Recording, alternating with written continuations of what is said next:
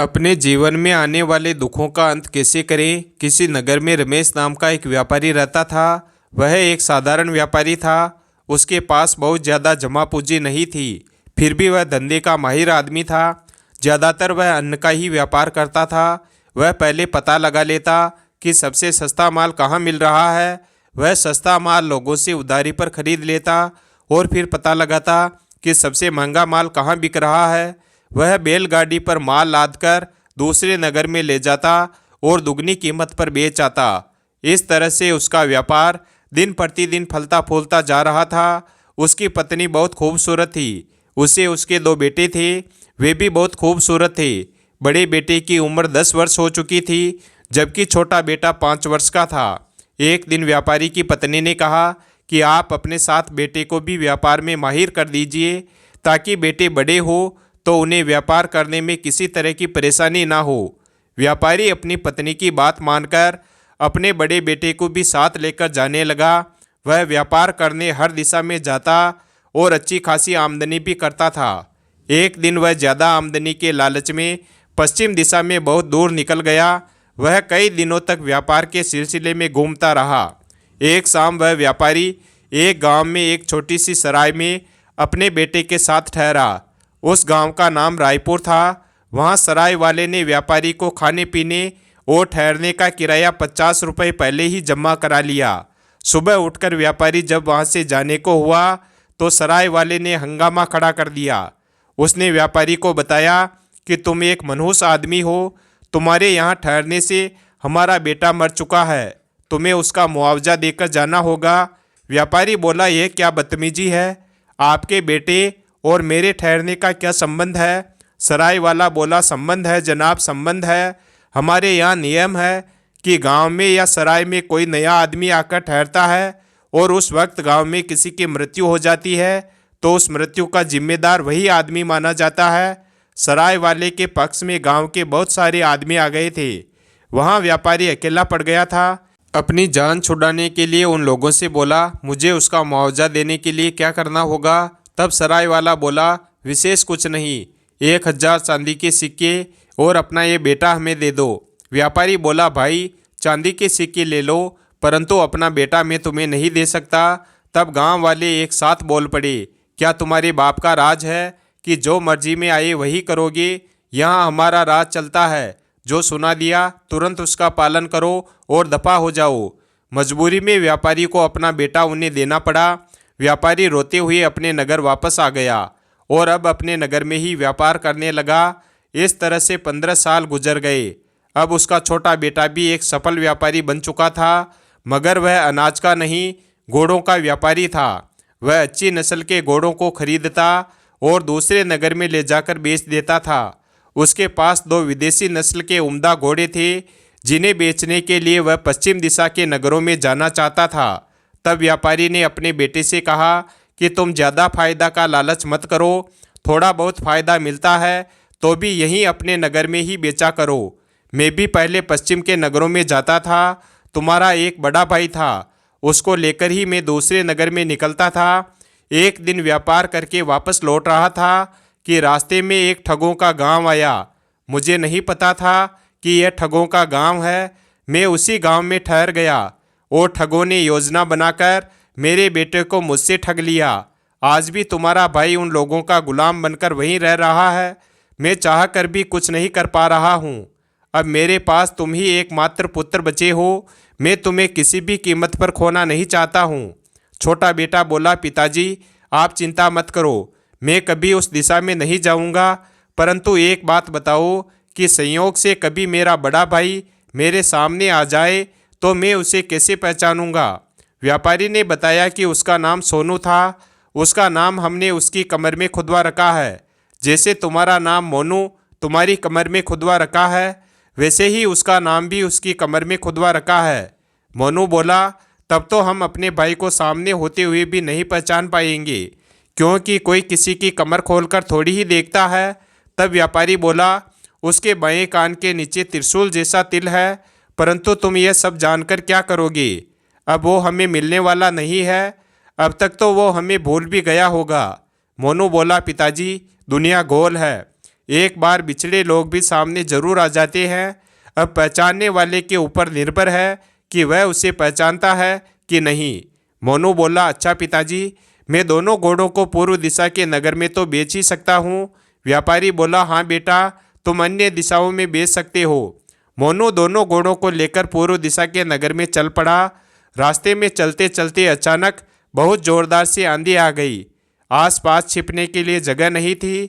वह हवा की विपरीत दिशा में नहीं चल सका और वह हवा की दिशा में बढ़ने में ही अपनी भलाई समझा और संयोग से रास्ता भटक गया।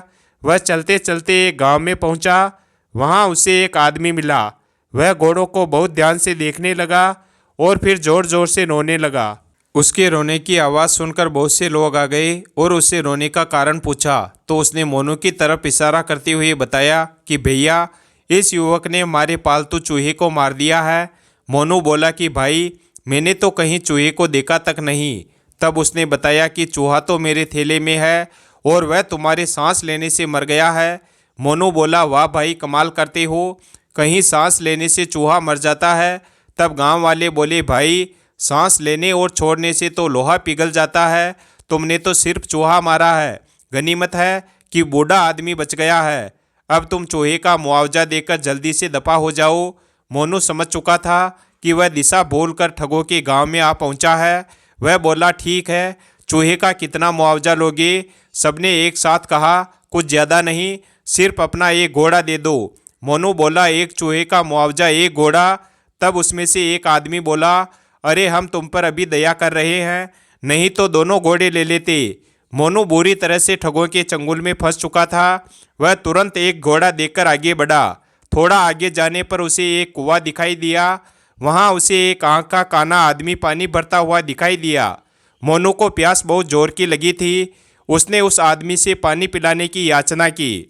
उस आदमी ने पानी पिला दिया, परंतु उसकी नज़र घोड़े पर थी। वह आदमी मोनू से बोला, भैया, तुम मुझे व्यापारी लगते हो, किस नगर में रहते हो और किसके बेटे हो? तब मोनू ने बताया कि मैं रायनगर के व्यापारी धर्मीचंद का बेटा हूँ। तब उस आदमी ने बहुत ही मीठे शब्दों में कहा कि भैया, बहुत अच्छा, मैं कब से धर्मीचंद को ही ढूंढ रहा था, परंतु कोई बात नहीं, बाप नहीं मिला तो क्या हुआ, बेटा तो मिल ही गया।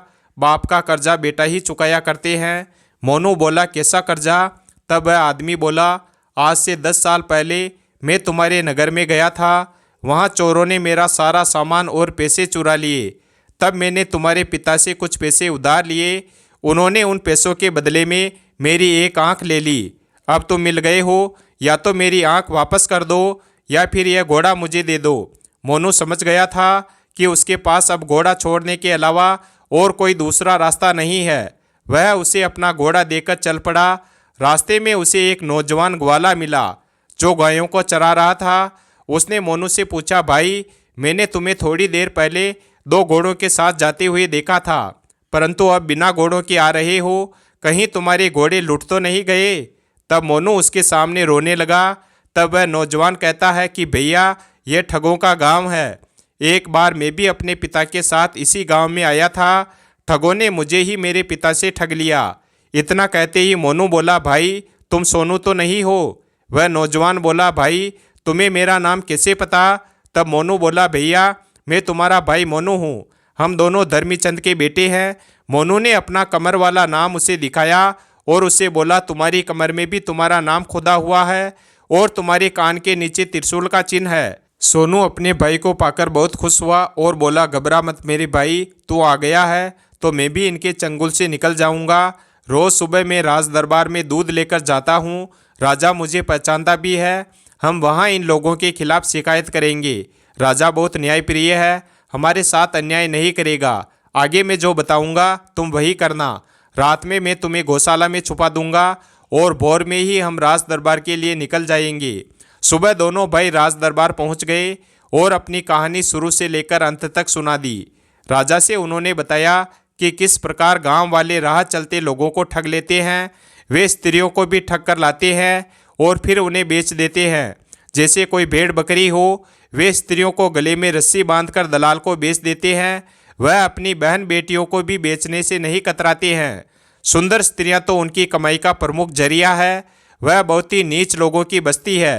राजा ने अपने सिपाहियों को भेजकर सराय के मालिक को, चूहा वाला आदमी को और उस काना आदमी को भी राज दरबार में बुलवा लिया। राजा ने सराय वाले से कहा कि तुम्हारे आने से इस युवक के पिता की मृत्यु हो गई है, तुम्हें उसका मुआवजा देना पड़ेगा। सराय वाला बोला, नहीं महाराज, किसी के आने से भला किसी की मृत्यु कैसे हो सकती है। राजा ने कहा कि 15 साल पहले एक व्यापारी के तेरी सराय में ठहरने से तुम्हारे बेटी की मृत्यु हो सकती है, तो तुम्हारे यहाँ आने से भी इसके पिता की मृत्यु हो सकती है। सराय वाला समझ गया कि मेरे चरवाहे ने सब बात राजा को बता दी है। वह अपनी गलती को मानकर राजा के सामने रोने लगा। राजा बोला, तुम्हें तो इसी वक्त फांसी पर चढ़ा देना चाहिए था, परंतु तुम्हें जीवित छोड़ रहा हूँ, परंतु मुआवजा तो देना ही पड़ेगा। तुम 10,000 स्वर्ण मुद्राएं कल तक खजाने में जमा कर दो, उसमें से 5,000 स्वर्ण मुद्राएं इस युवक को दी जाएगी, जबकि 5,000 स्वर्ण मुद्राएं राजकोष में जमा की जाएगी। अगर कल तक जमा नहीं कराते हो तो तुम्हें पूरे परिवार सहित फांसी पर चढ़ा दिया जाएगा। अब राजा ने चूहे वाले आदमी को बुलाया और कहा कि सुना है, तुम्हारे सांस लेने और छोड़ने से चूहा मर जाता है। वह बोला, नहीं सरकार, ऐसा मैंने कब कहा। राजा बोला कि तुमने कहा ही नहीं बल्कि मुआवजा भी लिया है। इस युवक का घोड़ा तुमने क्यों लिया। वह आदमी गिड़गिड़ाने लगा तो राजा बोला, इसका घोड़ा और 5,000 स्वर्ण मुद्राएं कल तक राज दरबार में आ जानी चाहिए, वरना फांसी के लिए तैयार रहना। अब बारी उस काना आदमी की थी। राजा ने कहा कि सुना है कि तुम अपनी एक आंख धर्मीचंद नाम के किसी व्यक्ति के पास गिरवी रखकर आए हो। धर्मीचंद के पास आंखों का गोदाम है, हजारों आंखें उसमें पड़ी हुई है। अब तुम्हारी आंख के मिलान के लिए तुम्हें अपनी दूसरी आंख निकालकर इस युवक को देनी पड़ेगी। वह काना आदमी रोने लगा कि गलती हो गई है महाराज, मुझे माफ़ कर दो। राजा बोला, इसके घोड़े के साथ 5,000 स्वर्ण मुद्राएं कल तक राज दरबार में जमा कर दो, नहीं तो सचमुच तुम्हारी दूसरी आंख निकाल ली जाएगी। और अब किसी दूसरे के साथ ठगी की तो तुम लोगों को तुम्हारे गांव में ही फांसी दी जाएगी। सुबह होते ही सबने रकम और घोड़ा राज दरबार में जमा कर दिया। राजा ने उन्हें उनका घोड़ा और धन दौलत देकर विदा किया। वीडियो अगर पसंद आया हो तो वीडियो को लाइक करें और हमारे चैनल शिवभक्त को सब्सक्राइब करें और अपने दोस्तों के साथ शेयर करें और कमेंट बॉक्स में जय श्री कृष्णा अवश्य लिखें। धन्यवाद। और कमेंट करके बताएं वीडियो कैसा लगा।